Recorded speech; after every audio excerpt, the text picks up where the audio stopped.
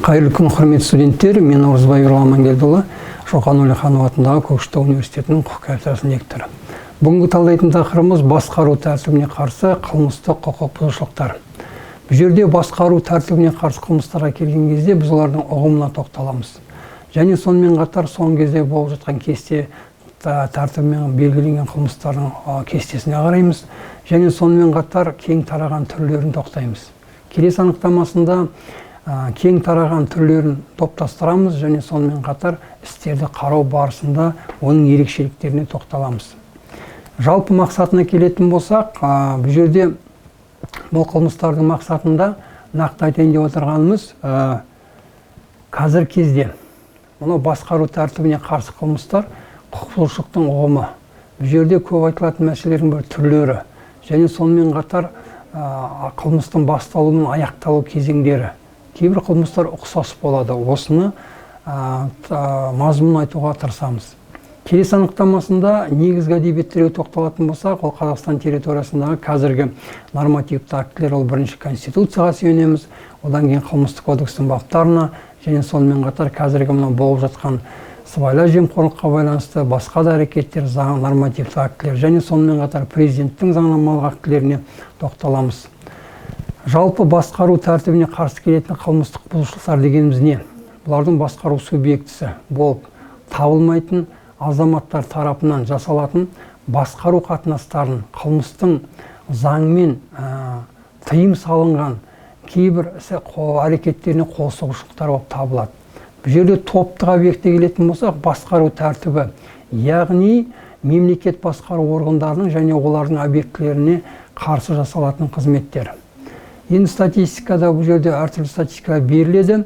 Келесі анықтамасында мынау тағы да кесте түрінде берілген 23 жылғы. Келесі анықтамада өздеріңіз көріп тұрғандай Қазақстан территориясында қылмыстық кодекстің нақты баптарына сәйкес осы әрекеттердің барлықтары осы тараудың қылмыс құрамын құрайды. Бұл жерде әрбір баптың диспозициясында көрсетілген амалдар және сонымен қатар бұларға мемлекет тарапынан беретін санкциялардың түрлері айқындалған.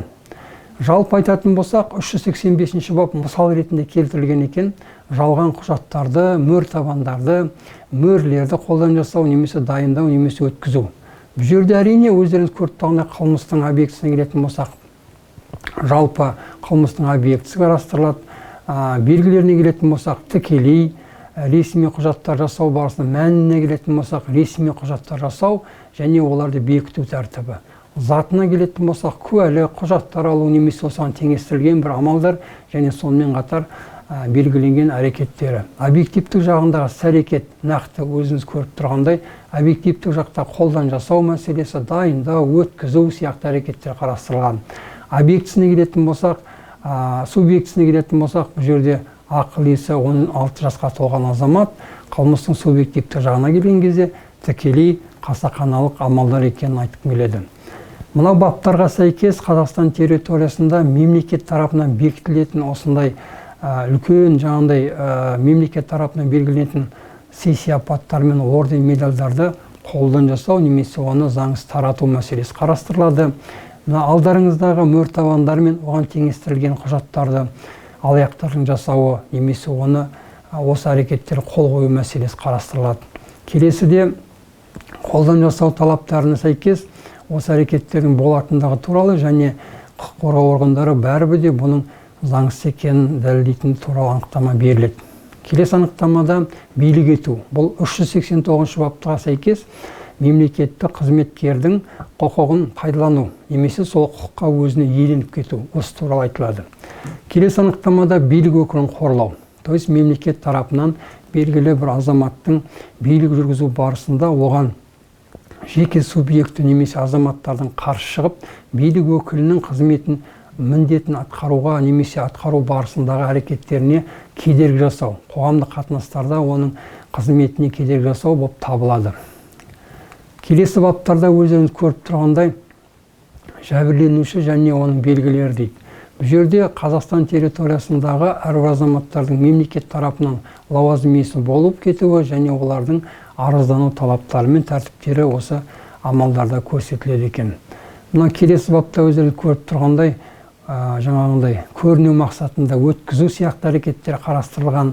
Келесі амалда 384 баптың 1 тармақшасында 1 бөлігінде құжаттарды заңсыз алып қою, құжаттарды мөртаңбаларды мөрлерді жымқыру немесе жою әрекеттері қарастырылған. Мысал ретінде келесі амалдарда өздеріңіз көріп тұрғандай жеке бас куәландыратын құжаттарды алып қою және оларды пайдалану. Бұл жерде де соңғы кездегі алаяқтық қылмыстарда осы баптарға сәйкес әрекеттердің болып жатқанын көп көріп отырмыз. Және мына жердегі жаңа айтқан амалдарға мысал келтірілген және қылмыстың құрамы айқындалғанын көрсетеді.